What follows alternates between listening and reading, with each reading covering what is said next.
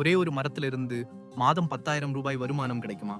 இந்த மரத்தின் ஒவ்வொரு பகுதியும் மருத்துவ குணம் நிறைந்ததாக இருந்தால் என்ன செய்வீர்கள்? தென்னிந்தியாவின் விவசாயிகள் கவனத்திற்கு ஒரு சிறப்பு செய்தி. மகிழ மரம் வளர்ப்பு இப்போது விவசாயிகளுக்கு மிகப்பெரிய வாய்ப்பாக மாறியுள்ளது. இந்த மரத்தின் ஒவ்வொரு பகுதியும் மருத்துவ குணம் நிறைந்தது என்பதால் சந்தைப்படுத்துவது மிக எளிது. மகிழ மரத்தின் பூக்களை தேங்காய் எண்ணெயில் போட்டு மதிப்பு கூட்டிய எண்ணெயாக மாற்றி விற்கலாம். காய்களை பல்பொடியாக செய்து விற்பனை செய்யலாம்.